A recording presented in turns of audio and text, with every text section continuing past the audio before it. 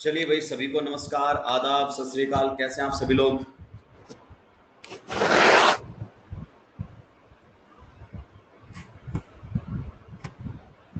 चलिए चलिए लिख भेजिए एक बार सभी लोग कैसे हैं, फिर स्टार्ट करते हैं आज की सभा। आज का खेला शुरू करते हैं। खुशखबरी आ चुकी है आप लोगों के लिए।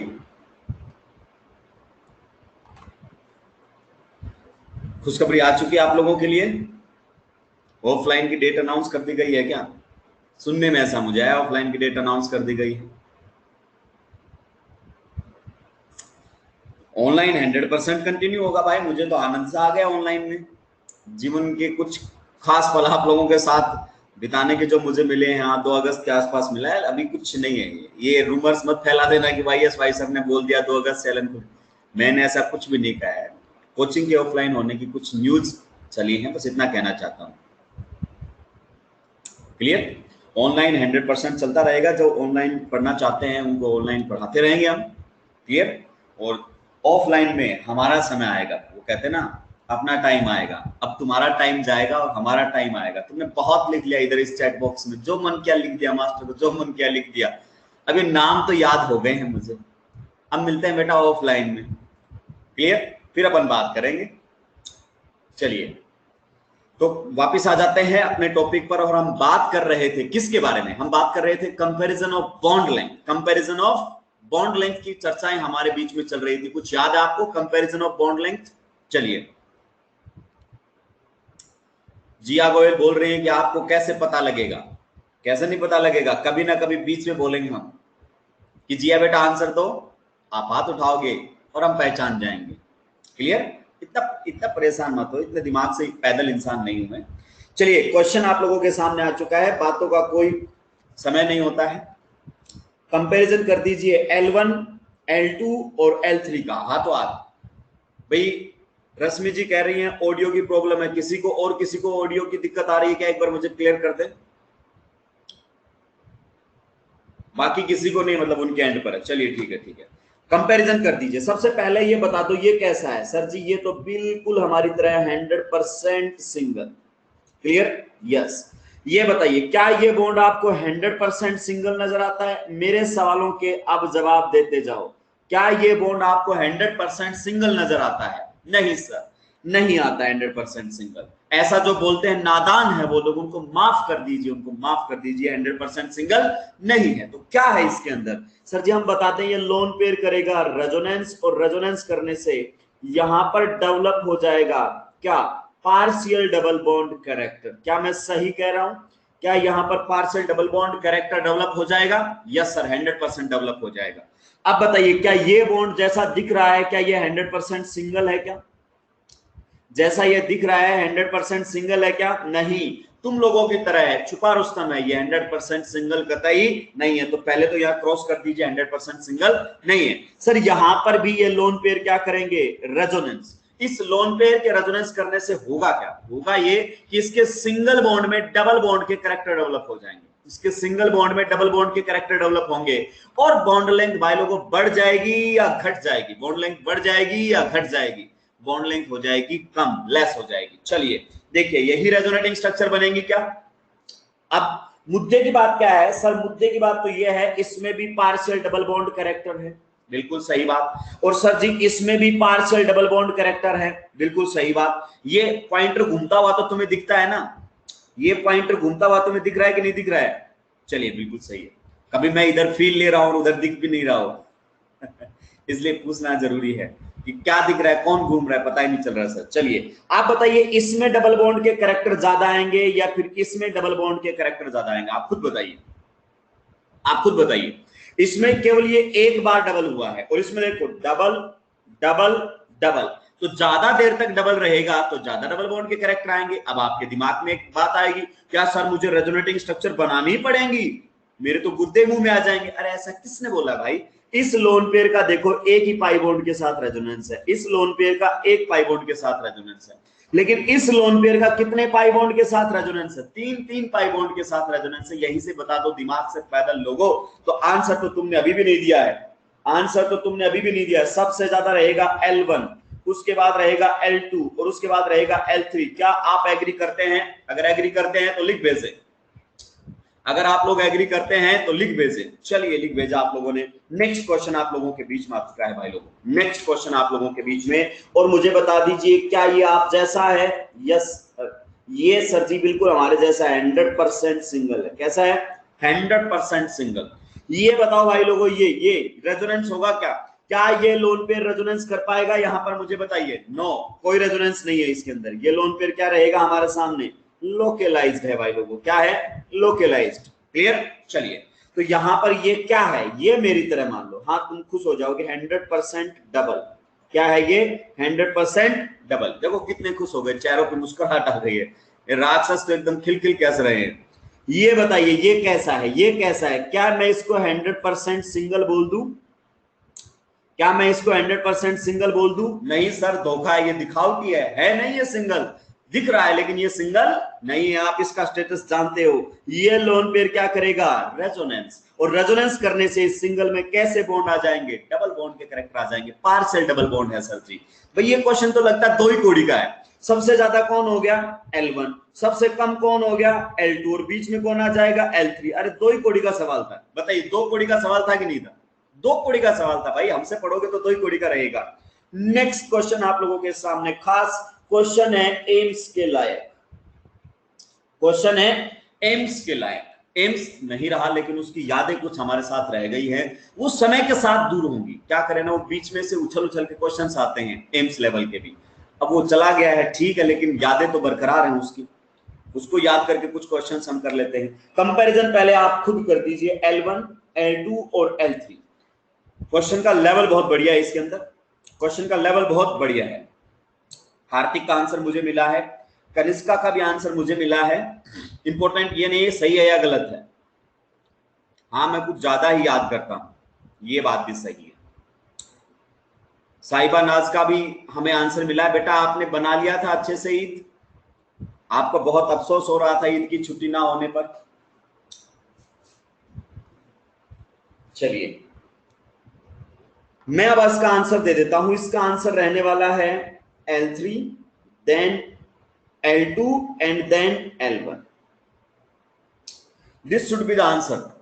हालांकि एक का ही शायद यहां पर ऐसा आंसर, एक का भी नहीं मिला अभी तक मुझे ऐसा आंसर। चलिए ये लाजमी है, पहली बार में आंसर आते भी नहीं, परेशान नहीं होना कि यार क्या हो गया, ये नीट में आ जाता तो। पहली बात ऐसे क्वेश्चंस नीट में आते नहीं है, और आ जाएंगे तो अभी तो मैंने बताया ही कहां है, अभी तो खेला बाकी है। खेला अभी होगा, खेला अभी होगा। उस क्वेश्चन को छोड़ दो तुम और इस क्वेश्चन की बात करो। उस क्वेश्चन को छोड़ दो और इस क्वेश्चन की बात करो। मैं अपनी बात समझा लूंगा, ये मुझे पूरा कॉन्फिडेंस है। मैं अपनी बात समझा लेता हूं, ये मुझे पूरा कॉन्फिडेंस है। अब खेला होनी बाकी है। ये लीजिए, खेला होवे। कोई वेस्ट बंगाल से तो नहीं है? कभी ममता दीदी के पास जाके मेरी रिपोर्ट कर दे हैं, खेला होवे बोल रहे थे सर।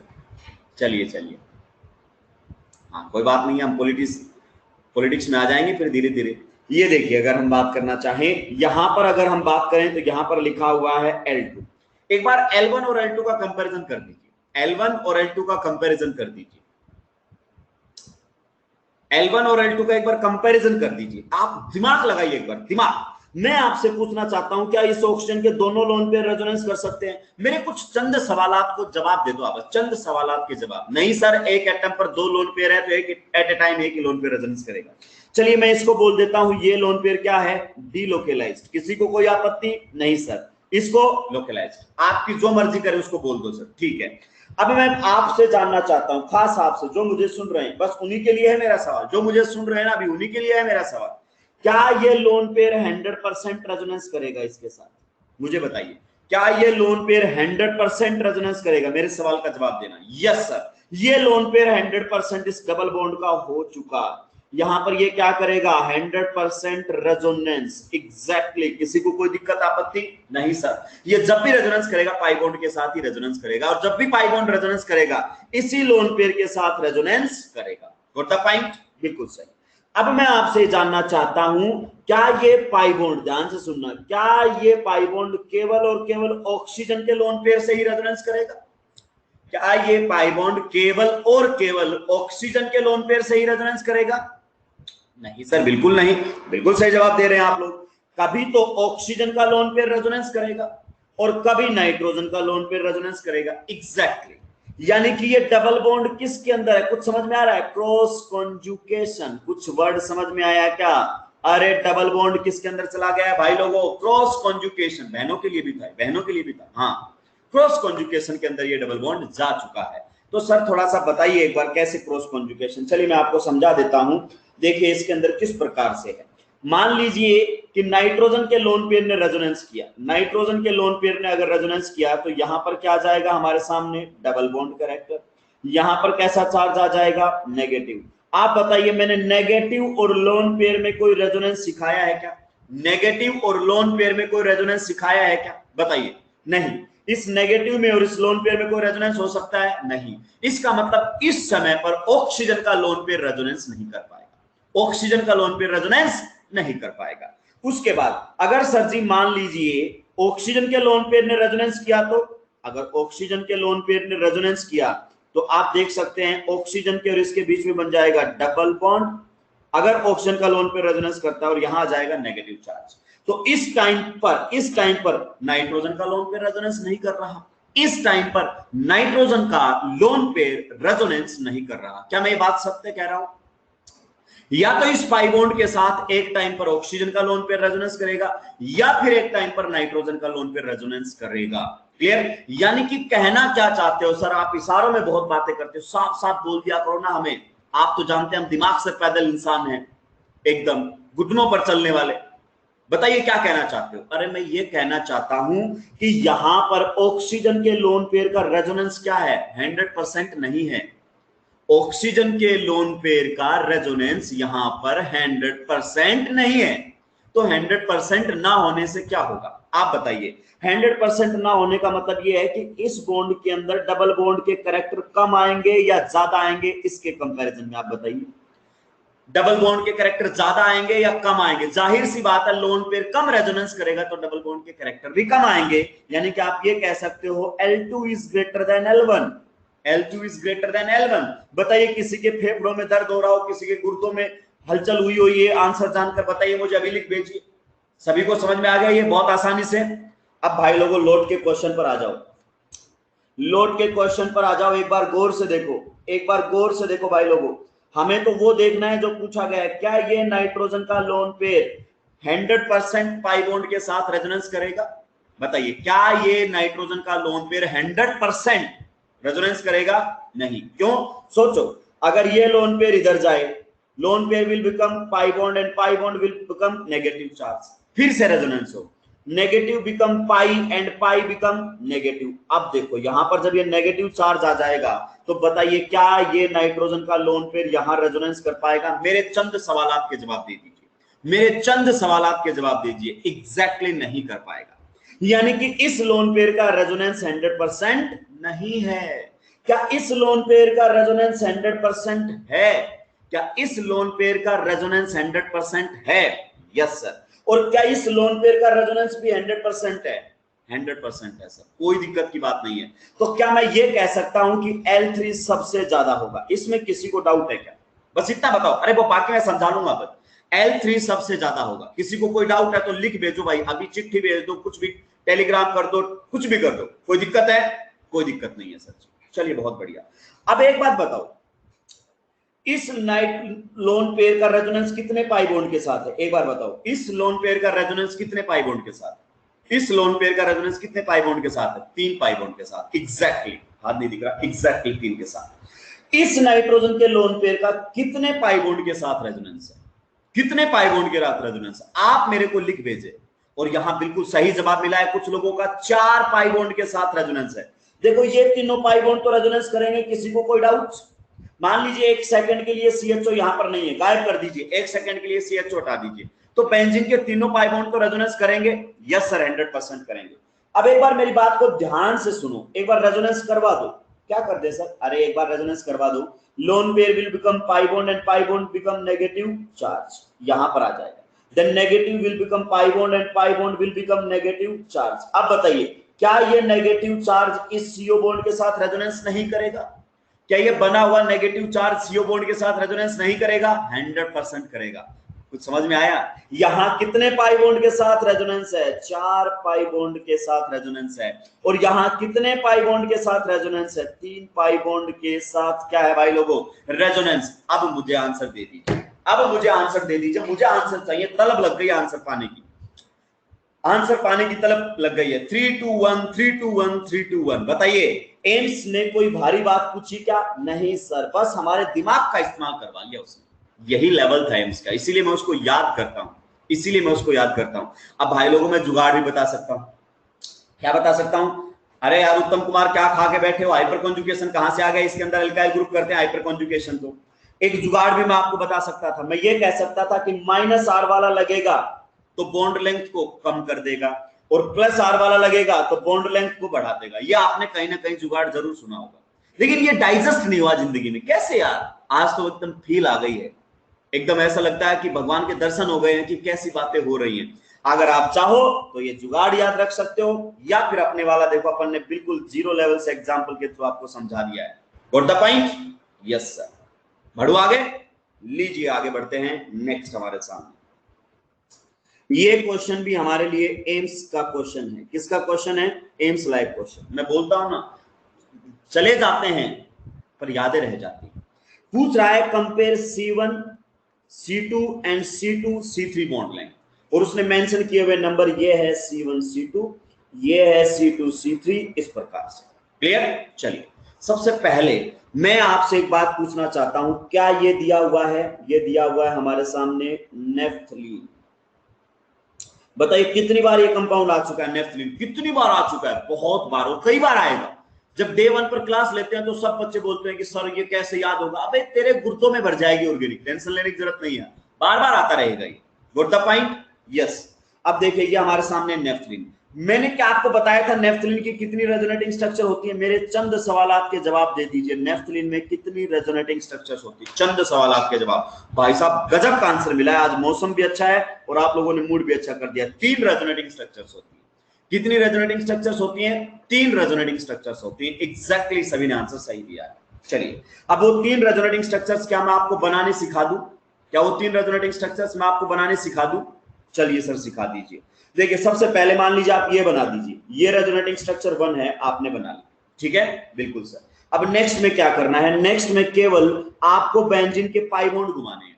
कौन से पाई बॉन्ड घुमाने हैं सर? ये घुमा दो। देखो ये अगर इधर चला जाए, ये मानो आप तो बेंजीन में रेजोनेंस करवा रहे हो, तो ये यहां चला जाएगा और ये यहां चला जाएगा। Got the point? Yes sir. क्या ये रेजोनेटिंग स्ट्रक्चर बन जाएगी भाई लोगों? सेकंड, ध्यान से देखो, सेकंड रेजोनेटिंग स्ट्रक्चर बन जाएगी। बिल्कुल। अब क्या करना है सर? अब जो पेरीफ्री पर आ गए हैं उनको एक बार घुमा दो। पेरीफ्री के ऊपर जो आ गए हैं उनको एक बार घुमा दो। पेरीफ्री का मतलब अरे बाहर किनारे पर जो है, इसका मतलब तो सर आप ये कहना चाहते हो अगर ये यहां चला जाए, ये यहां चला जाए, ये यहां चला जाए, ये यहां चला जाए, तो ये यहां चला जाएगा। क्या मैं सही कह रहा हूं? थर्ड रेजोनेटिंग स्ट्रक्चर बन जाएगी भाई लोगों। क्या थर्ड रेजोनेटिंग स्ट्रक्चर बन जाएगी भाई लोगों? रिप्लाई दो, एक तो मेरे को रिप्लाई दो। सुस्त बैठे रहते हो, पसंद नहीं है मेरे को। अगर तुम्हारी तरह मैं सुस्त बैठ जाऊं, एनर्जी 0 आ जाए, तो आधे लोग तो निकल लेंगे, बोलेंगे ऑर्गेनिक वाले ने मार दिया, आज तो बच के आए हैं, बिल्कुल बाल बाल बचे हैं उससे। क्लियर? रेजोनेटिंग स्ट्रक्चर में बनाने में किसी को कोई दिक्कत नहीं? सर एक बार बता दो क्या करना है। अबे सबसे पहले बेंजीन बनाओ। बना ली सर बेंजीन, ये लो। क्लियर? 2 पाई बॉन्ड और लगाओ, कॉन्जुगेशन में होते हैं। बन गई नेफ्थलीन। एक बार इस पाई बेंजीन में रेजोनेंस करवा दो, फिर सारे पाई बॉन्ड को एक साथ घुमा दो। 3 रेजोनेटिंग स्ट्रक्चर। अपने को ये तो पता है कि बनानी कितनी है? 3, क्योंकि हमें तो पहले पता है, हमें तो पहले ही पता है। एग्जैक्टली सर, कोई दिक्कत की बात नहीं है। अब मैं आपसे पूछना चाहता हूं, क्या नेफ्थलीन की तीनों रेजोनेटिंग स्ट्रक्चर्स इक्विवेलेंट हैं? क्या ये स्टेटमेंट सही है? All the resonating structures of naphthalene, all the resonating structure of naphthalene are equivalent। ये बात सही है क्या? ये बात सही है क्या? मेरे को बताइए। all the resonating structure of naphthalene are equivalent। कुछ लोग यस सर बोल रहे हैं। एक बात बताओ, ये 1 किस जैसा दिखता है तुम्हें? 1 को देखकर बताओ। 1 जैसा कोई और दिख रहा है? दिमाग से पैदल लोगों, आंख से अंधे लोगों, 1 जैसा कोई दिख रहा है तुम्हें? कोई भी दिख रहा हो बताओ, एक जिसमें पाई बॉन्ड यहां बीच में 1 जैसा दिख रहा है क्या? नहीं दिख रहा है सर। तो कैसे बोल दिया तुमने इक्विवेलेंट? इक्विवेलेंट कम से कम दिखने में तो एक जैसी होती है। लेकिन सेकंड और थर्ड को देखो गौर से, सेकंड और थर्ड को देखो गौर से, सेकंड और थर्ड को गौर से देखो, सेकंड और थर्ड एग्जैक्टली एक जैसे दिख रहे हैं, ध्यान से देखो, सेकंड और थर्ड, अबे मुझे नहीं, इन रेजोनेटिंग स्ट्रक्चर को ध्यान से देखो, दिख रहे हैं क्या? यस, इक्विवेलेंट, इक्विवेलेंट, यानी कि सेकंड और थर्ड रेजोनेटिंग स्ट्रक्चर इक्विवेलेंट हैं, बट फर्स्ट किसी के जैसी नहीं है, यानी कि सारी तो इक्विवेलेंट नहीं है, तो ये बात क्या हो गई है? गलत। ये बात क्या हो गई है? गलत। All the R's of naphthalene are equivalent, this statement is incorrect. Got the point? Yes sir, ठीक है। अब हमसे जो बॉन्ड लेंथ पूछी गई है कंपेयर करके बतानी है, दो ही कोड़ी का सवाल है। कौन सी बॉन्ड लेंथ पूछी गई है? सबसे पहले सर बात कीजिए आप एल, ये वाली C1 C2। देखो इस रेजोनेटिंग स्ट्रक्चर में ये कैसा है बॉन्ड, देखकर बताओ इस रेजोनेटिंग स्ट्रक्चर में ये बॉन्ड कैसा है, देख के बताओ, देख के बताओ कैसा है? डबल। यहां पर कैसा है? अरे कैसा है? सिंगल। यहां पर कैसा है? कैसा है? डबल। क्या समझ में आया? तीन रेजोनेटिंग स्ट्रक्चर में दो बार ये डबल है, तीन रेजोनेटिंग स्ट्रक्चर में दो बार ये डबल है, यही समझ में आया तुम?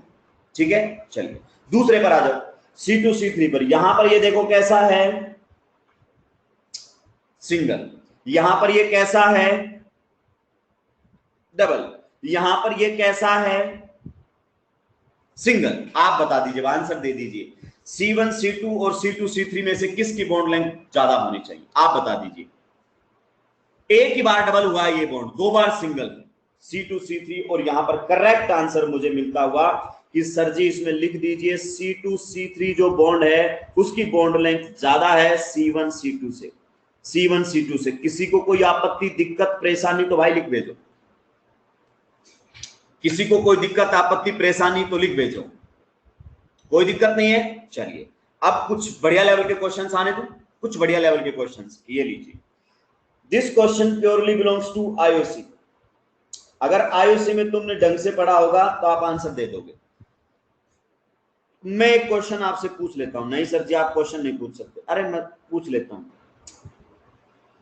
L1 L2 L3 ये क्वेश्चन आप कर चुके हैं। आयुष रेजोनेंस हाइब्रिड में भी बराबर नहीं होती है, किसी में पार्शियल डबल बॉन्ड कैरेक्टर ज्यादा होगा, किसी में पार्शियल डबल बॉन्ड कैरेक्टर गलत मतलब कम होगा, ऐसा नहीं होता है। L1 L2 L3 कंपैरिजन कर दो। This question purely belongs to IOC, this question purely belongs to IOC. हे भगवान, हे भगवान क्या पढ़ा है तुमने? रजनीकांत आर्य का आंसर बिल्कुल सही आया है, केवल एक बच्चे का आंसर सही आया है, केवल एक बच्चे का आंसर सही आया है। In this case L1 is equal to L2 is equal to L3। Resonance नहीं समझाया क्या? इनऑर्गेनिक केमिस्ट्री में रेजोनेंस यहीं से शुरू होता है, इनऑर्गेनिक केमिस्ट्री में रेजोनेंस यहीं से शुरू होता है, यहीं से ही बताते हैं कि ये बॉन्ड लेंथ बराबर क्यों है, रीजन यहीं से आता है, रेजोनेंस से। क्लियर? अब सुनो मेरी बात को ध्यान से, दिमाग से पैदल लोगों, खत्म कर दूंगा इस क्वेश्चन को एक ही लाइन में। नेगेटिव का रेजोनेंस करवाओ, negative will convert into pi bonds and pi bond will convert into negative charge. बताइए रेजोनेटिंग स्ट्रक्चर आप लोगों के सामने क्या यही बनकर आएगी? ध्यान से सुनो, क्या यही रेजोनेटिंग स्ट्रक्चर बनकर आएगी? सवालों के जवाब दे दीजिए। ये रेजोनेटिंग स्ट्रक्चर फर्स्ट है और ये रेजोनेटिंग स्ट्रक्चर सेकंड है, क्या यही है? और क्या मैं चुपके से ये बोल सकता हूं ये दोनों इक्विवेलेंट है? इसकी दो ही रेजोनेटिंग स्ट्रक्चर बनी है और दोनों इक्विवेलेंट हैं। इसकी दो ही रेजोनेटिंग स्ट्रक्चर बनी है और दोनों भाई लोगों कैसी हैं? इक्विवेलेंट। अब मेरी बात को ध्यान से सुनना, आईओसी के भी सारे क्वेश्चन सोल्व हो जाएंगे, यहां से आईओसी भी सोल्व कर लेना इस पॉइंट से। Bonds participating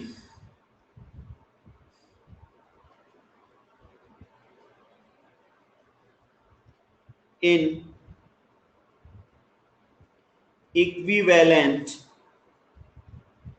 resonance have same bond length।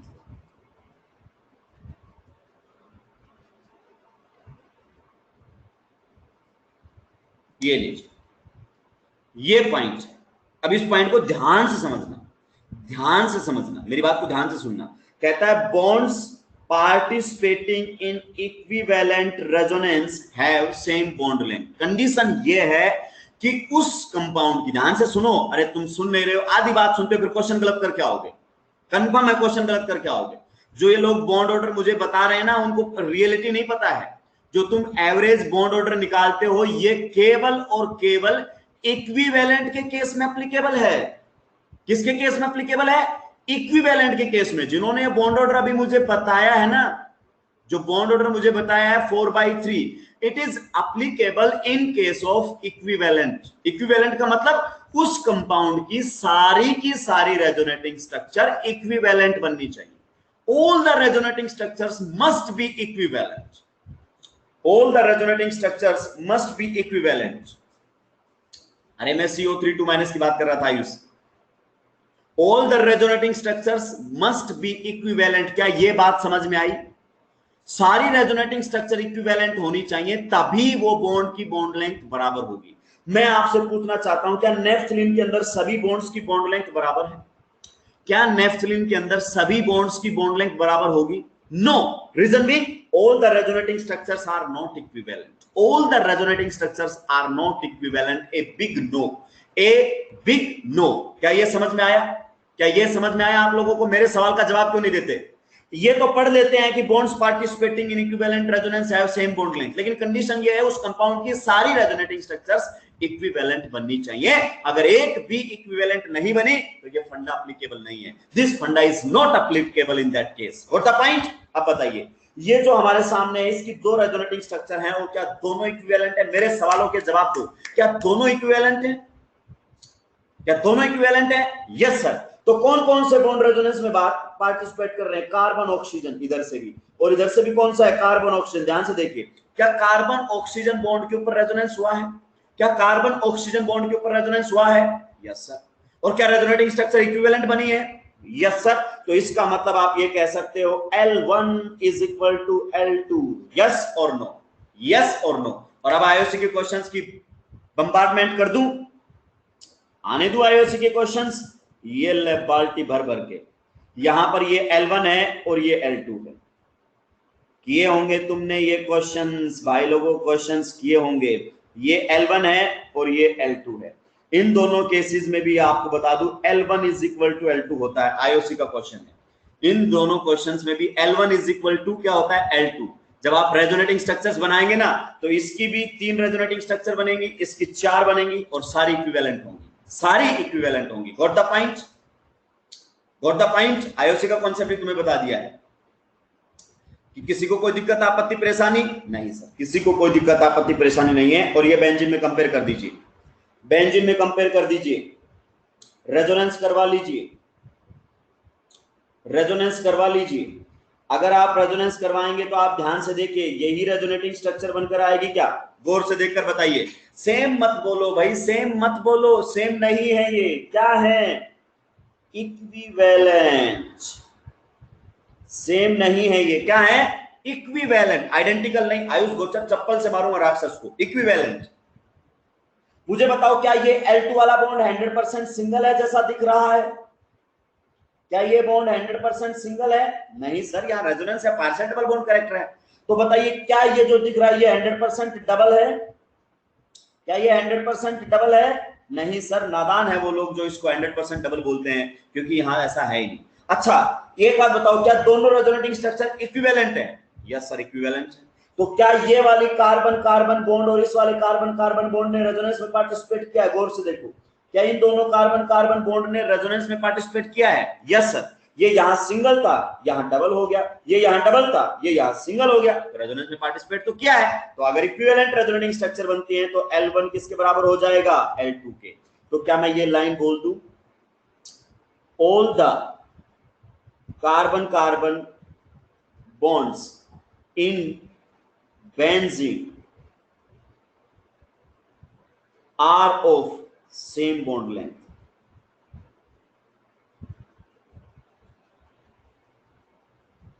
बताइए, इसमें किसी को कोई आपत्ति दिक्कत परेशानी है तो लिख भेजिए।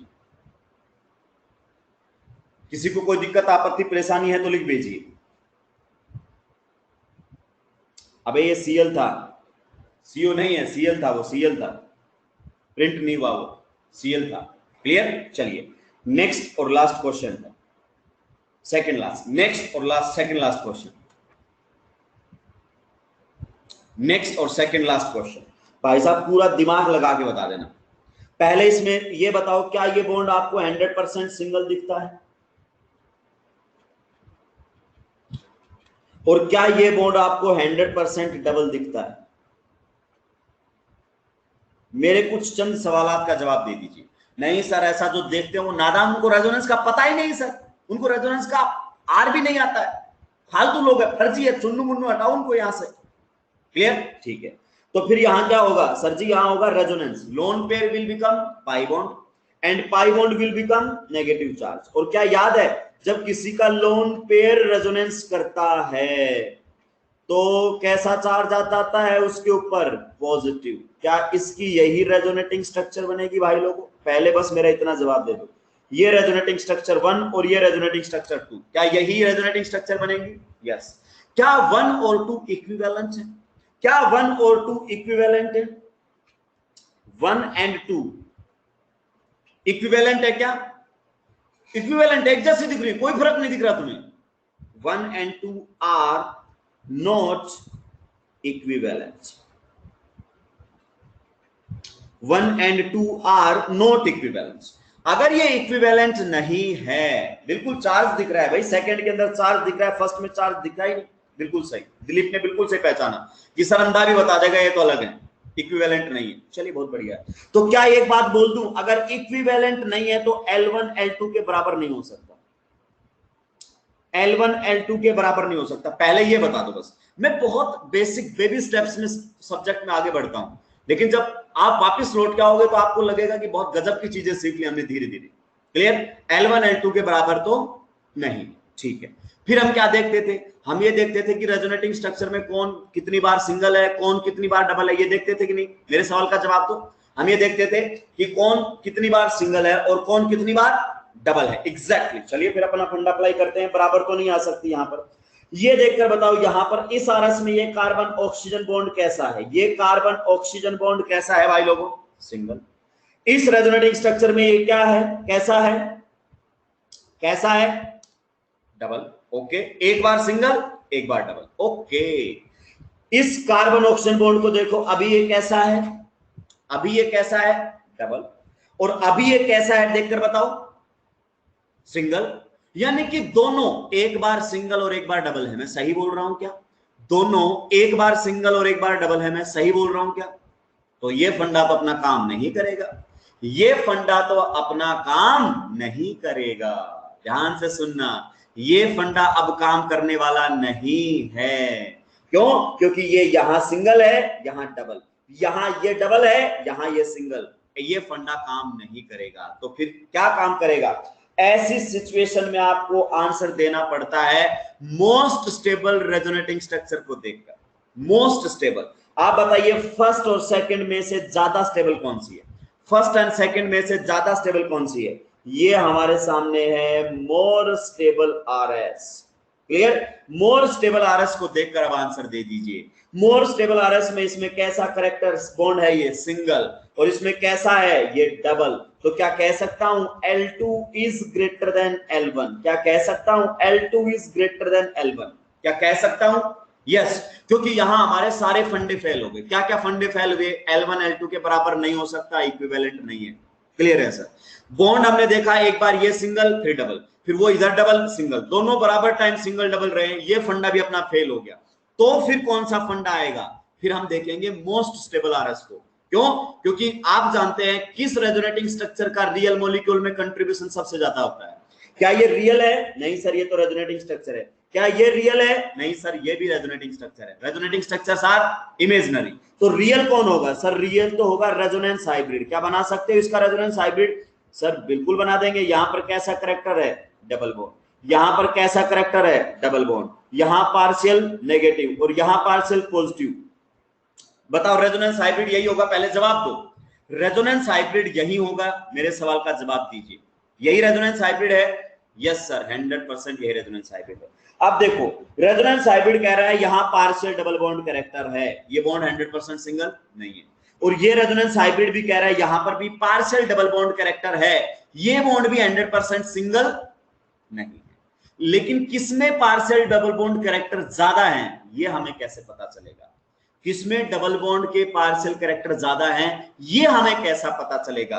तो रेजोनेंस हाइब्रिड बोलता है उस रेजोनेटिंग स्ट्रक्चर को देखो जो मुझसे ज्यादा मैच करता है। अगर मैं आपसे पूछूं फर्स्ट और सेकंड में से कौन सी रेजोनेटिंग स्ट्रक्चर का कंट्रीब्यूशन रेजोनेंस हाइब्रिड में ज्यादा है, which resonating structure contributes more in resonance hybrid? क्या मैंने एक लाइन बोली थी, more stable resonating structure contributes more, more stable resonating structure contributes more, यानी कि इसका कंट्रीब्यूशन क्या है, ज्यादा है, इसका कंट्रीब्यूशन क्या है, ज्यादा है। यानी कि रेजोनेंस हाइब्रिड ज्यादातर किस जैसा दिखेगा, इस जैसा। रेजोनेंस हाइब्रिड ज्यादा किस जैसा दिखेगा, इस जैसा। What the point? और ये कह रहा है यहां सिंगल है यहां डबल है, इसलिए मैंने आंसर दिया है। किसी को कोई दिक्कत आपत्ति परेशानी है क्या? किसी को कोई दिक्कत आपत्ति परेशानी है क्या? बहुत बेहतरीन तरीके से समझाया, फैल जाते हैं इसके अंदर अच्छे अच्छे लोग फैल जाते हैं। ये यहां तो क्वेश्चन हो जाता है, बाद में नहीं होते हैं, इसलिए मैंने पूरे फंडे क्लियर किए आपके। नेक्स्ट और लास्ट क्वेश्चन, अगर मेरी कुछ चंद बातें याद आपको रह गई थी ना तो इस क्वेश्चन को भी सुलटा देंगे, दो ही कोड़ी का क्वेश्चन है ये। कुछ मेरी बातें याद रह गई थी तो मैंने कभी ना कभी आपके सामने बोला होगा, hyper conjugation, hyper conjugation is resonance like phenomenon. ये मैंने कभी बोला था क्या? ऐसी वार्तालाप आपके और हमारे बीच में हुई थी क्या? भाई जवाब नहीं देते, एक तो तुम चप्पल लेके बैठो क्या? आओ तुम ऑफलाइन, बताता हूं मैं तुम लोगों को। बोला था क्या ये? यस। क्या रेजोनेंस होने से बॉन्ड लेंथ पर फर्क पड़ता है? मेरे सवालों के जवाब दो। क्या रेजोनेंस होने से बॉन्ड लेंथ पर फर्क पड़ता है? यस। तो क्या हाइपर कॉन्जुकेशन से भी बॉन्ड लेंथ पर फर्क पड़ेगा? क्या हाइपर कॉन्जुकेशन से भी बॉन्ड लेंथ पर फर्क पड़ेगा? 100% पड़ेगा। सर एक बार समझाओ, पहले बताओ इस मॉलिक्यूल में हाइपर कॉन्जुकेशन है क्या? पहले देखा करो रेजोनेंस, पहले रेजोनेंस देखो, रेजोनेंस है, चलिए बताइए, पहले रेजोनेंस है, रेजोनेंस क्रॉस। इसमें बताओ रेजोनेंस है क्रॉस, इसमें बताओ रेजोनेंस है क्रॉस। Got the point? आ जाओ, हाइपर कॉन्जुकेशन है क्रॉस, हाइपर नहीं है इसके अंदर, अल्फा एच ही नहीं है, हाइपर है, यस हाइपर है, यस। जब रेजोनेंस नहीं है तो हम हाइपर पर चले गए। अब बताओ क्या ये बॉन्ड 100% डबल है?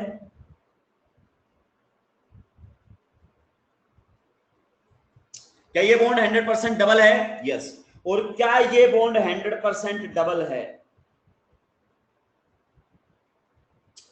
क्या ये बॉन्ड 100% डबल है? नहीं सर जी, जो डबल बोलते हैं वो नादान है। नादान तो क्या बोलो, ये बोलो कि सर वो आपसे नहीं पढ़े, ये बोलो, हाँ आपसे गुरु ज्ञान उनको मिला ही नहीं। अब बताओ सबसे पहले, क्या इस एल्कीन के अंदर हाइपर कॉन्जुकेशन है? क्या इस एल्कीन के अंदर हाइपर कॉन्जुकेशन है? कैसे होता था एल्कीन्स में हाइपर कॉन्जुकेशन? ये अल्फा कार्बन का और अल्फा हाइड्रोजन का बॉन्ड जो सिग्मा है वो डिलोकेलाइज होगा, ये इधर आता था और ये इधर आता था। हाँ या ना, हाँ या ना, मेरे सवालों के जवाब दो। अल्फा कार्बन और अल्फा हाइड्रोजन का बॉन्ड ही तो डिलोकेलाइज होता था। Yes sir. तो हाइपर कॉन्जुगेटिव स्ट्रक्चर बनाओ, ये हवा में लटक जाता था बिना किसी बॉन्ड के। याद आया मेरा डायलॉग? याद आया? जो भी एच हाइपर करेगा हवा में लटक जाएगा बिना किसी बॉन्ड के। ये हाइपर कॉन्जुगेटिव स्ट्रक्चर बनी, और इस कॉन्जुगेटिव स्ट्रक्चर के अंदर गौर से देखिए ये बॉन्ड कैसा हो गया है, सिंगल। ये बॉन्ड कैसा हो गया है, सिंगल।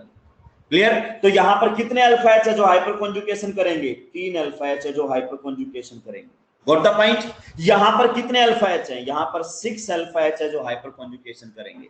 और हाइपर कॉन्जुगेशन करने से इस डबल बॉन्ड में कैसे कैरेक्टर आ रहे हैं? इस डबल बॉन्ड में किसके कैरेक्टर आ रहे हैं मेरे को बताओ?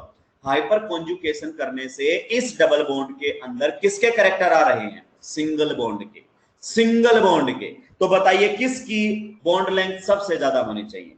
L2 में हाइपर ज्यादा है या L3 में हाइपर ज्यादा? आप खुद बताइए किसकी बॉन्ड लेंथ सबसे ज्यादा होनी चाहिए? सबसे ज्यादा बॉन्ड लेंथ रहेगी L3, फिर आएगा L2 और सबसे पीछे आएगा L1, क्योंकि L1 तो 100% डबल है, L1 तो 100% डबल है। जितना ज्यादा हाइपर कॉन्जुगेशन उतना ज्यादा सिंगल बॉन्ड के कैरेक्टर, रेजोनेंस लाइक है। ये बॉन्ड कैसा है? डबल। डबल बॉन्ड में हाइपर कॉन्जुगेशन होने से कैसे कैरेक्टर आएंगे? सिंगल बॉन्ड के। रेजोनेंस में भी तो ऐसा ही था, रेजोनेंस होने से डबल में किसके कैरेक्टर आते थे? सिंगल के। और सिंगल में किसके कैरेक्टर आते थे? डबल के। बताइए, गॉट द पॉइंट? यस। तो ये टॉपिक यहां पर दम तोड़ता है। और नेक्स्ट हमारे सामने आता है stability of alkenes. Stability of alkenes 2 ही कोडी का टॉपिक है, स्टेबिलिटी ऑफ एल्केन्स। अब एक क्वेश्चन ही तो थे सारे के सारे। बताओ क्या देखोगे? जीओसी का सीक्वेंस बताओ सबसे पहले, उसके बाद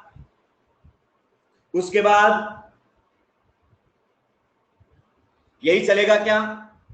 क्या ये केवल आप एक जगह लगाओगे कि हर जगह ऐसे ही देखना है? हर जगह देखते हैं सर। सबसे पहले रेजोनेंस, फिर hyper, then inductive.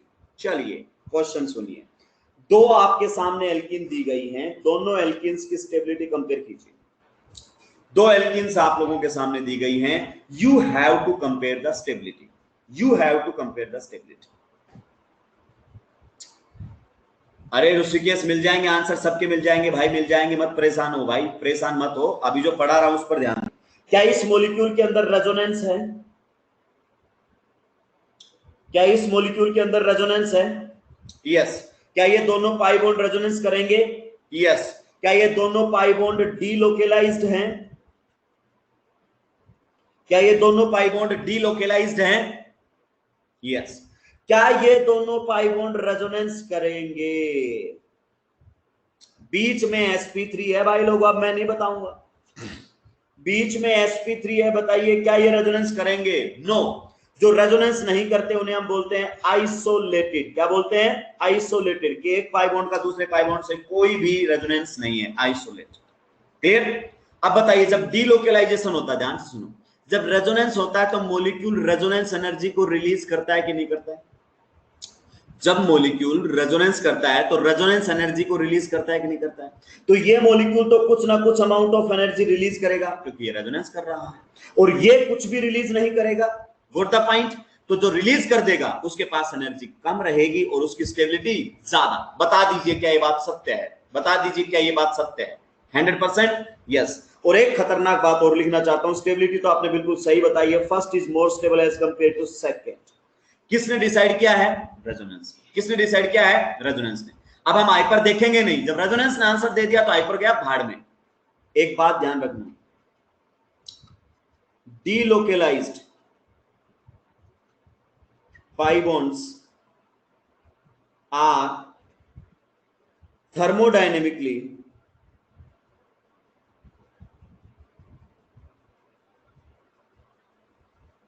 more stable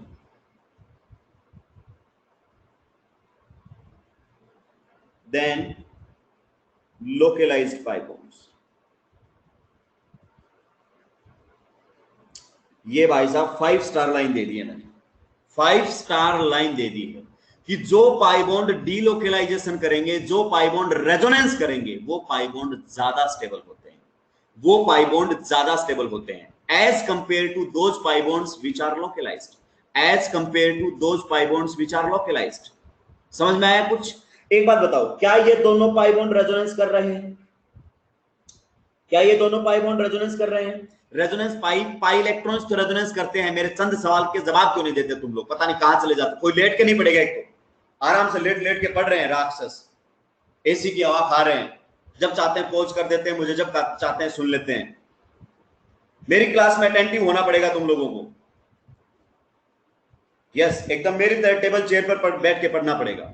मैं पूछ रहा हूं क्या ये पाई बॉन्ड रेजोनेंस कर रहे हैं जिन पर रेड हुआ है? यस। रेजोनेंस कर रहे हैं तो क्या कुछ एनर्जी को रिलीज करेंगे? मेरे सवाल के जवाब दीजिए। क्या कुछ अमाउंट ऑफ एनर्जी ये रिलीज करेंगे जिसे आप रेजोनेंस एनर्जी बोलते हो? करेंगे। तो ये अगर इन्होंने कुछ एनर्जी रिलीज कर दी तो पाई बॉन्ड की एनर्जी घट गई या बढ़ गई? मैं आपसे जानना चाहता हूं, अगर इन्होंने एनर्जी को रिलीज कर दिया तो इनकी एनर्जी कम हो गई या बढ़ गई? लेस हो गई।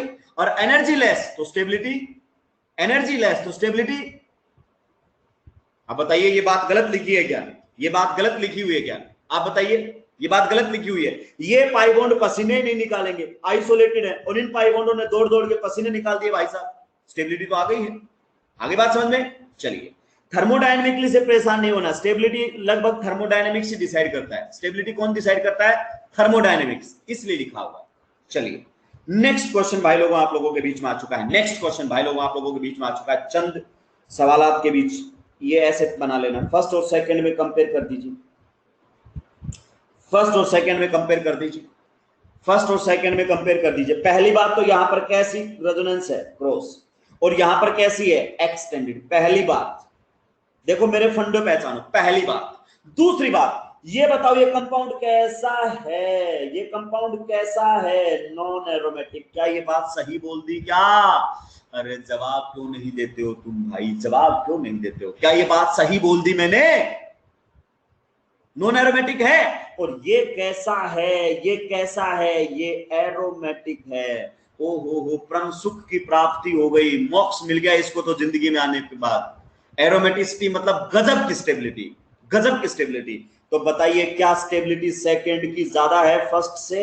अरे क्या स्टेबिलिटी ज्यादा है? किसी को कोई दिक्कत आपत्ति परेशानी नहीं है सर। चलिए नेक्स्ट क्वेश्चन, पहले बताओ क्या ये दोनों पाई बॉन्ड रेजोनेंस में? ढंग से देखो, डबल सिंगल डबल जब रेजोनेंस करते हैं तो उनको बोलते हैं कॉन्जुगेटेड एल्का डाइइन्स। डाइइन्स का मतलब कितने पाई बॉन्ड है? डाइइन्स के मतलब कितने पाई बॉन्ड है? 2। कॉन्जुगेटेड का मतलब दोनों पाई बॉन्ड किसमें है? रेजोनेंस में। दोनों पाई बॉन्ड किसमें है? रेजोनेंस में। क्लियर? चलिए अब बताइए, यहां पर इनको बोलते हैं क्यूमुलेटिव। क्या ये मैं पहले नहीं बता चुका आपको? क्यूमुलेटिव वर्ड, क्यूमुलेटिव नहीं बता चुका क्या? लगातार पाई बॉन्ड आना, लगातार पाई बॉन्ड आना। Got the point? Yes sir, yes sir. क्या इनको आइसोलेटेड नहीं बोलूंगा? दो पाई बॉन्ड के बीच में sp3 आ जाए, दो पाई बॉन्ड के बीच में sp3 आ जाए, उन्हें आइसोलेटेड बोलते हैं, नो रेजोनेंस। दो पाई बॉन्ड अगर sp3 कार्बन से सेपरेट कर दिए जाएं, दो पाई बॉन्ड अगर sp3 कार्बन से सेपरेट कर दिए जाएं, तो वो पाई बॉन्ड अपने जीवन भर रेजोनेंस नहीं कर पाएंगे, वो पाई बॉन्ड आजीवन रेजोनेंस नहीं कर पाएंगे। और ऐसे पाई बॉन्ड्स को क्या बोलते हैं? आइसोलेटेड। क्या बोलते हैं? आइसोलेटेड को, दोनों को एक दूसरे से अलग थलग कर दिया sp3 से। Got the point? अब एक बात ध्यान रखना, सबसे ज्यादा स्टेबल एल्कीन्स कौन सी होती हैं? कॉन्जुगेटेड, क्योंकि इनमें रेजोनेंस होता है, ये ध्यान रखने वाली बात है। कॉन्जुगेटेड, उसके बाद आएगा आइसोलेटेड, और उसके बाद आएगा क्यूमुलेटेड। क्यूमुलेटेड, ये भाई ऑर्डर आपको ध्यान रखना है। और मैं बता दूं, नीट में यहां से रिलेटेड कोई क्वेश्चन आ भी नहीं सकता, क्योंकि एनसीईआरटी में बात नहीं है, लेकिन आप ध्यान रखना। अब आंसर बता दीजिए, ये है फर्स्ट, ये है सेकंड, और ये है थर्ड। ये मैंने आपको बता दिया है, याद रखने के लिए बोला है, एक्सप्लेनेशन है लेकिन काम के नहीं है। तो सबसे ज्यादा स्टेबल तो सर जी फर्स्ट होगा, उसके बाद हमारे सामने थर्ड होगा, और उसके बाद हमारे सामने सेकंड होगा। फालतू था, किसी काम का नहीं है, फालतू था।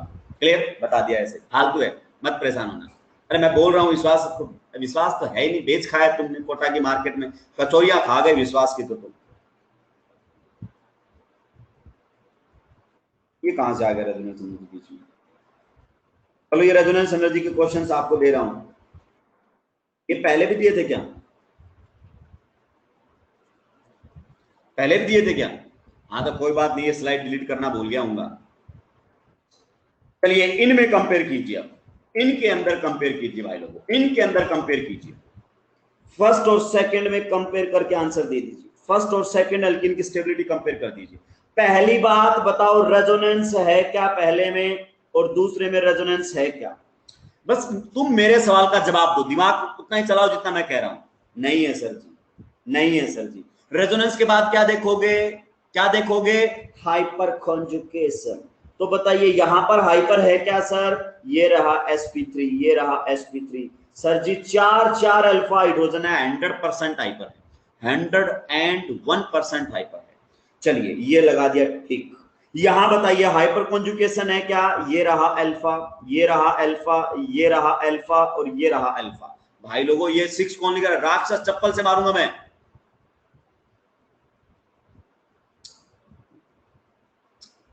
हाँ, अल्फा कार्बन नहीं पहचान पा रहे हो, बताइए। तो यहां पर हाइपर है, यहां पर तो सर जी एकदम हाइपर है। अब बताओ रेजोनेंस डिसाइड करेगा या हाइपर? मैं सवाल का जवाब दो, रेजोनेंस डिसाइड करेगा या हाइपर? हाइपर। हाइपर कॉन्जुगेशन किस में ज्यादा है? जिसमें जितना ज्यादा हाइपर कॉन्जुगेशन उसकी स्टेबिलिटी उतनी ही ज्यादा। सर जी मुझे कैसे पता चलेगा कि हाइपर कॉन्जुगेशन किस में ज्यादा है? हाइपर कॉन्जुगेशन ज्यादा है या कम ये बताते हैं कौन? Alpha H. इसमें कितने अल्फा एच हमारे सामने? 3 3 6 2 8 और 2 10 10 अल्फा हाइड्रोजन। तो ये हमें बताते हैं अल्फा हाइड्रोजन। अगर किसी में अल्फा एच ज्यादा है तो उसमें हाइपर कॉन्जुगेशन भी ज्यादा है। और क्या भाई लोगों मैं बोल दूं second is more stable then first? अरे मेरे सवालों के जवाब दे दो तुम। Second is more stable then first, बिल्कुल सही मिला है यहां पर ताबड़तोड़ रिप्लाई। नेक्स्ट क्वेश्चन बता दीजिए, नेक्स्ट क्वेश्चन बता दीजिए। अब मैं कुछ नहीं बोलूंगा भाई। रेजोनेंस है क्या इसमें? और चेक करो इसमें रेजोनेंस है क्या, चेक कर लो। नहीं सर जी कोई रेजोनेंस की उम्मीद भर नजर नहीं आई सर। हाइपर चेक करो भाई लोगों, हाइपर। हाइपर तुम्हें नहीं होना है, तुम्हें हाइपर चेक करना है। हाइपर हो गए राक्षस। इधर भी चेक कर लो। है सर जी हाइपर। अब हाइपर को कैसे देखोगे? Alpha H. पहले वाले में कितने अल्फा एच हैं? 3 3 6 3 9 और 3 12। तुम्हारा तो होगा 12वां। 12 अल्फा एच। 12वां कर दिया आज मैंने तुम्हारा। 12 अल्फा एच। इधर बताओ, इधर इधर 3 3 6 और 3 9 9 अल्फा एच। अब बता दो भाई लोगों स्टेबिलिटी। अब बता दो stability on the basis of hyper conjugation, on the basis of hyper conjugation. And that is, इसको बोल दिया है मैंने फर्स्ट और इसको बोल दिया है मैंने second. And first is more stable as compared to second. किसी के गुर्दे मुंह में तो नहीं आ गए? किसी के गुर्दे मुंह में तो नहीं आ गए हैं? चलिए चलिए चलिए नेक्स्ट क्वेश्चन आप लोगों के बीच में आ चुका है। इसको बोलते हैं आइसोब्यूटाइलिन। कुछ भी नहीं है, ये आइसोब्यूटेन होता था, इसी को बोलते थे ना आइसोब्यूटेन। अगर इसी में डबल बॉन्ड आ जाए, कहीं लगा दो डबल बॉन्ड, फर्क नहीं पड़ता। इसको आइसोब्यूटाइलिन के नाम से जाना जाता है, आइसोब्यूटाइलिन। क्लियर? चलिए देखो इस क्वेश्चन में ये रहा नंबर 1, ये रहा नंबर 2 और ये रहा नंबर 3। देखिए इस क्वेश्चन को गौर से और दे दीजिए आंसर। देखिए इस क्वेश्चन को गौर से और दे दीजिए आंसर। सबसे पहले मुझे ये बताओ रेजोनेंस है क्या? नहीं। रेजोनेंस है क्या? नहीं है। रेजोनेंस है क्या? नहीं है। Hyper conjugation, hyper conjugation, hyper conjugation है क्या? यस। एच का मतलब हाइपर है क्या? यस। एच का मतलब हाइपर है क्या? 100%। अल्फा एच काउंट करो, काउंट करो अल्फा एच।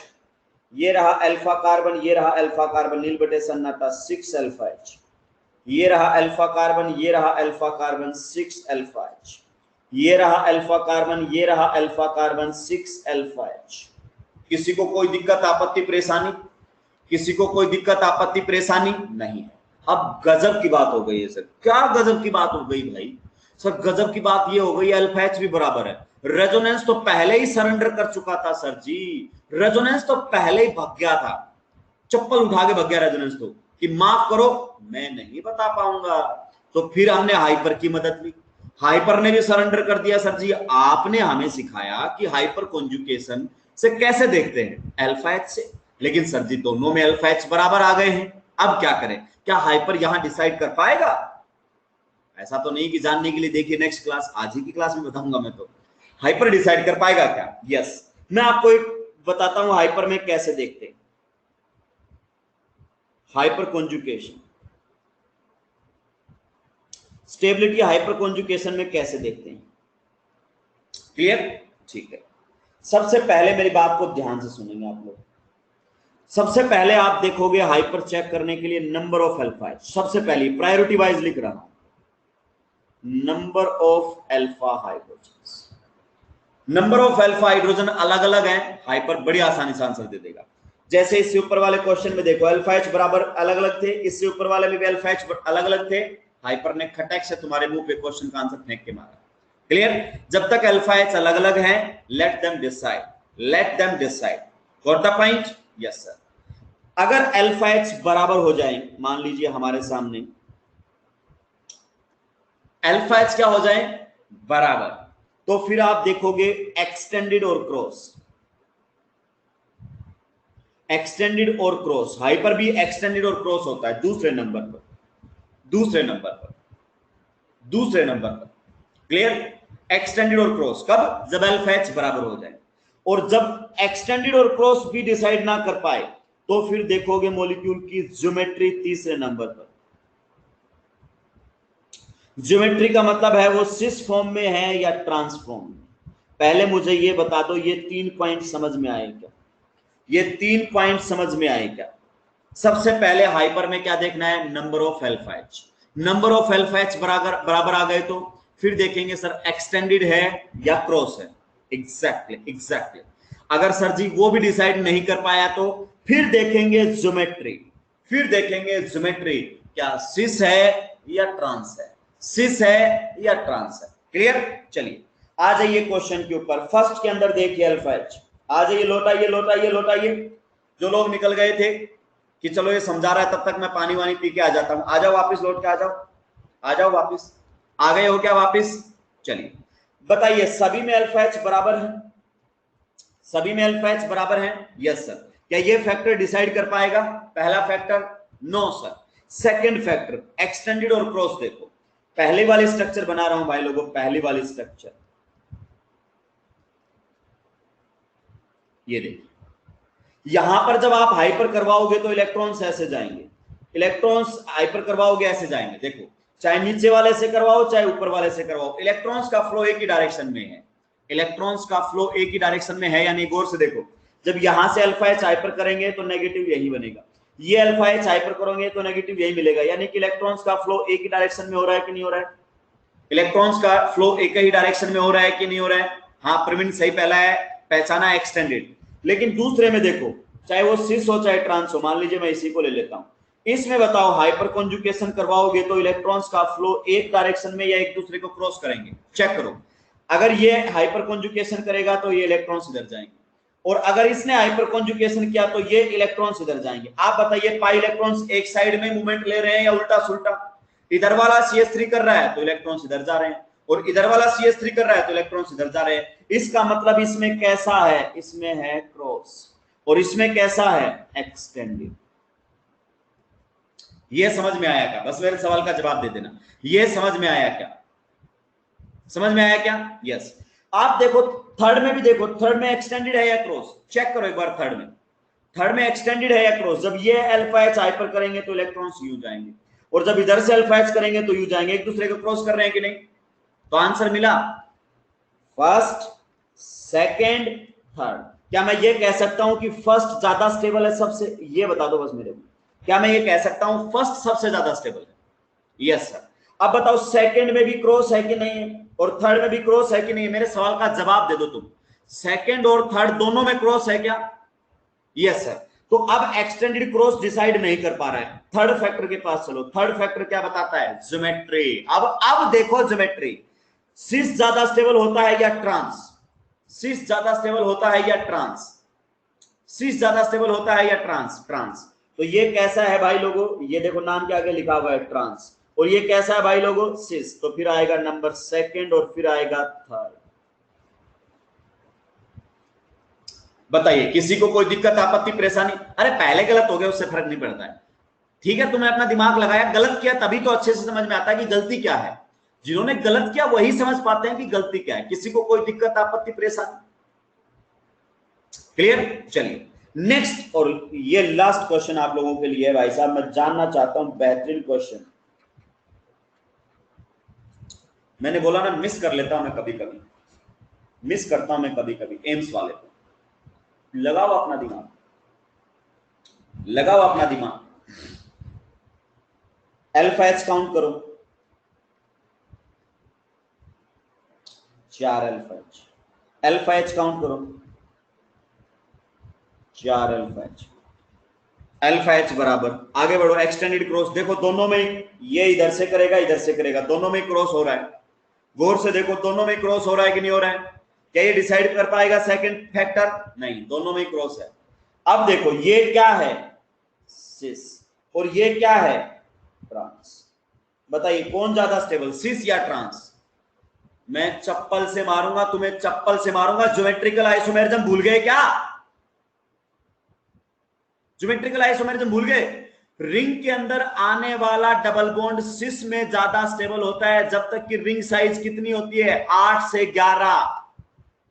कुछ याद है दिमाग से पैदल लोगों? जीआई देखना, जीआई अबाउट एंडोसाइक्लिक पाई बॉन्ड लिखा हुआ था कि पहली बार ट्रांस में डबल बॉन्ड 8 की रिंग में बनता है, लेकिन स्ट्रेन बहुत ज्यादा होता है, 8 से 11 तक सिस ज्यादा स्टेबल होता है रिंग के अंदर। रिंग के अंदर आया कुछ याद? अरे गजनी स्टाइल लोगों कुछ याद आया?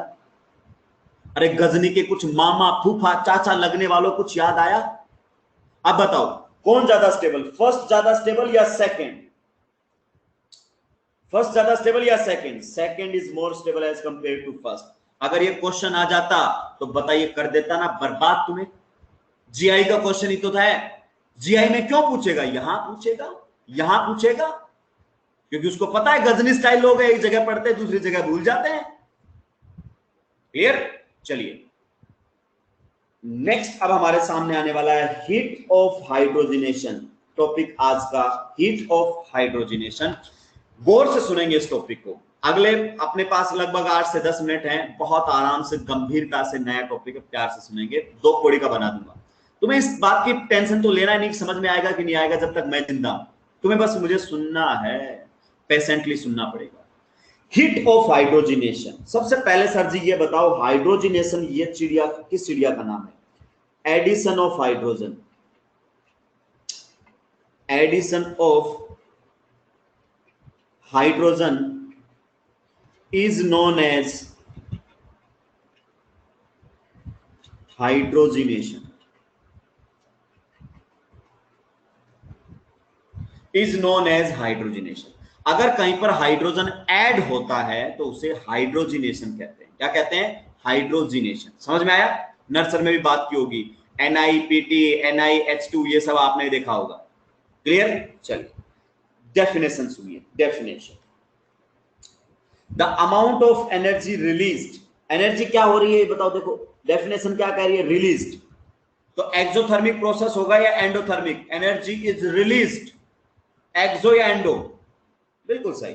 The amount of heat released during complete hydrogenation of 1 mole of unsaturated hydrocarbon in the presence of a metal catalyst. Clear? मैं समझाऊंगा। ये डेफिनेशन को गोली मारो, ये सुनो ध्यान से।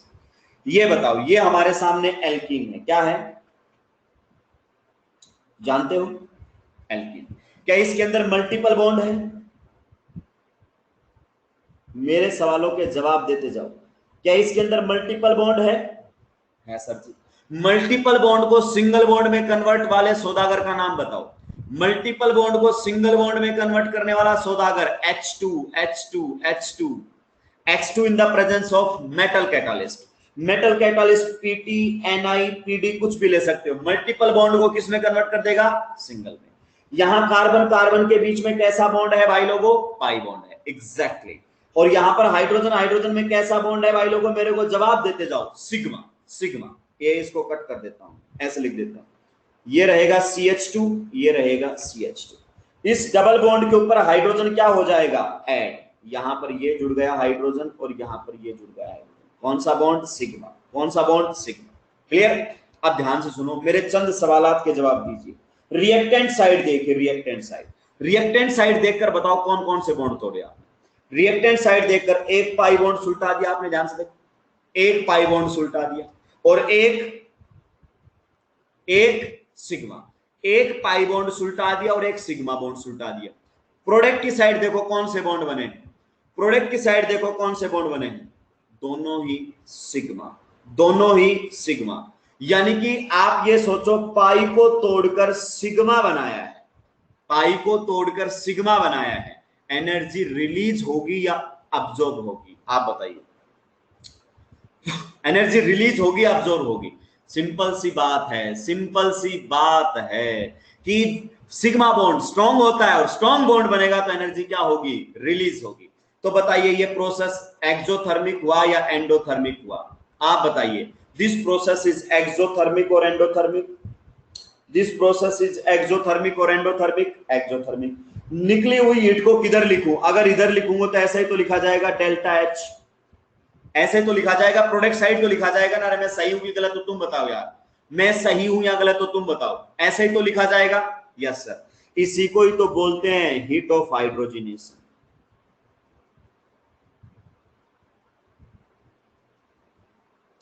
इसी को ही तो बोलते हैं हीट ऑफ हाइड्रोजनेशन।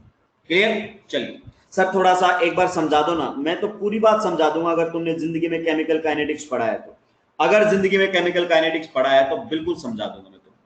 ये देखो, ये हमारे सामने है एल्कीन। क्या है? एल्कीन। इसकी रिएक्शन आपने करवाई है H2 के साथ इस प्रकार से, और ये हमारे सामने बना है प्रोडक्ट।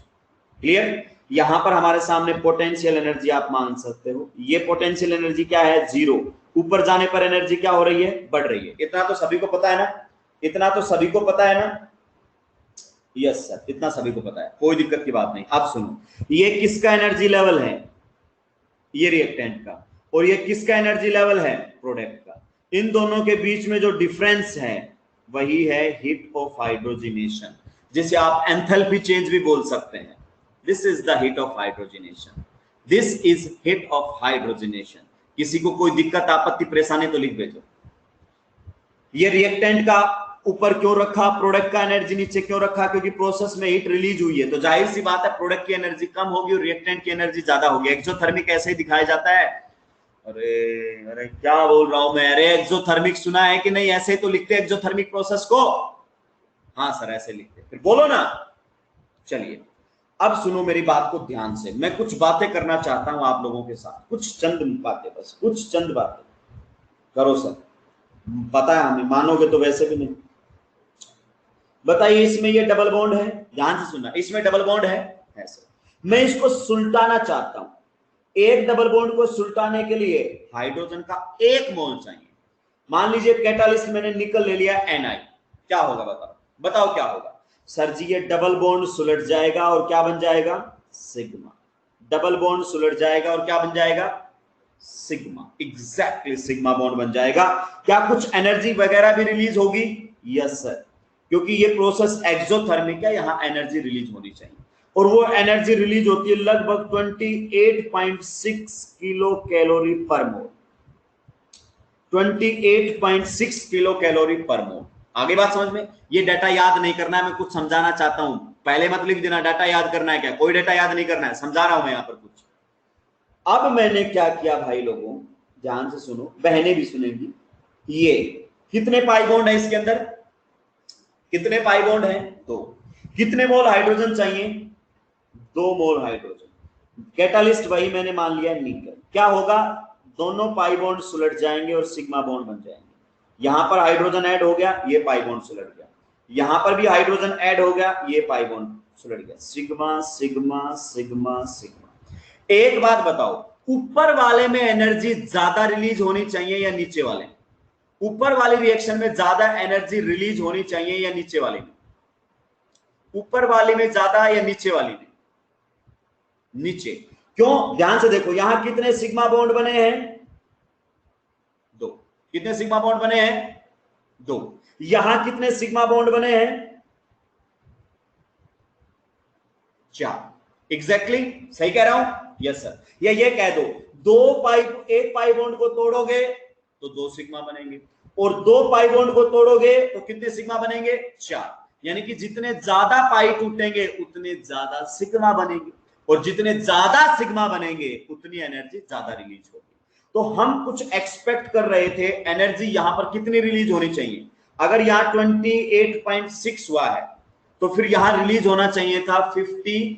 कितना रिलीज होना चाहिए था? 57.2। लेकिन भाई लोगों हुआ नहीं।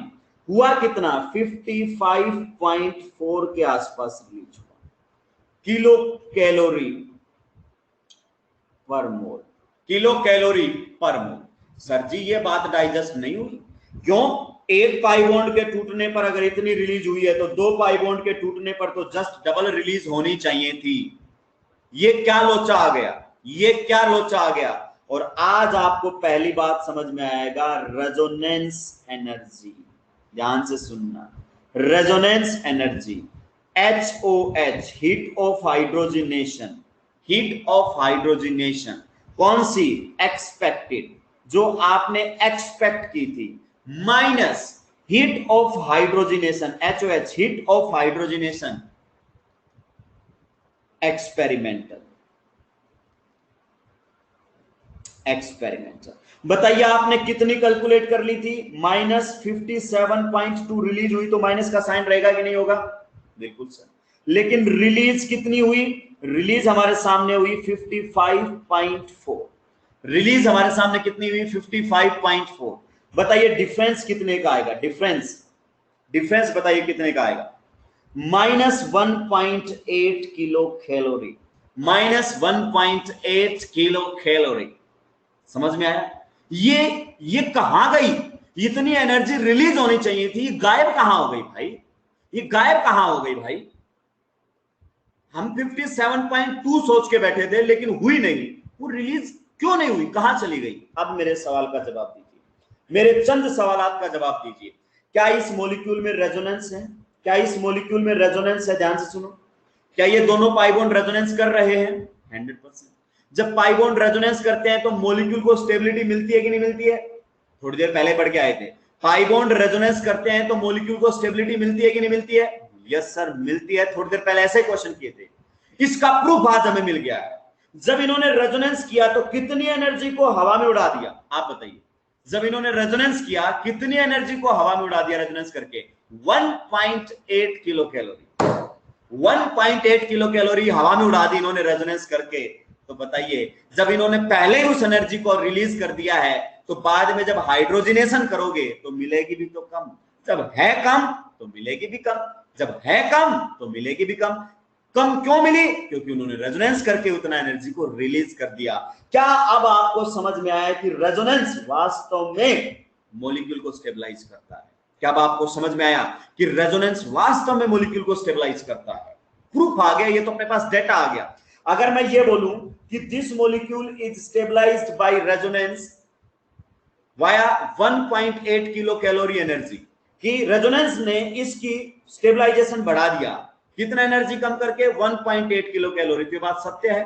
क्या ये बात सत्य है? यस सर, ये बात 100% सत्य है। क्लियर? चलिए आज की सभा यहीं तक रखते हैं, बाकी बात करेंगे नेक्स्ट क्लास में। समय हो चला है, हम आपके पास भेज देते हैं आज के हैंडआउट। होल्ड करेंगे, होल्ड करेंगे भाई लोगों।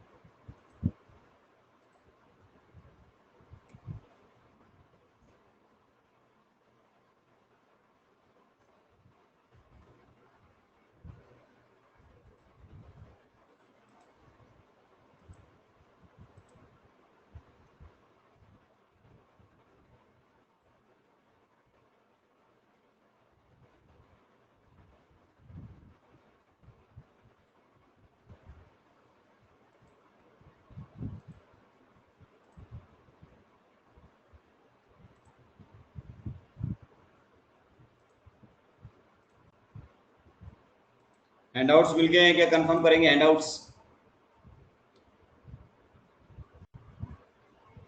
हैंडआउट्स मिल गए हैं क्या? कंफर्म करेंगे। चलिए चलिए चलिए चलिए, मिलते हैं नेक्स्ट क्लास में। तब तक आप लोग स्वस्थ रहें, मस्त रहें और पढ़ाई में व्यस्त रहें। जय हिंद, जय भारत।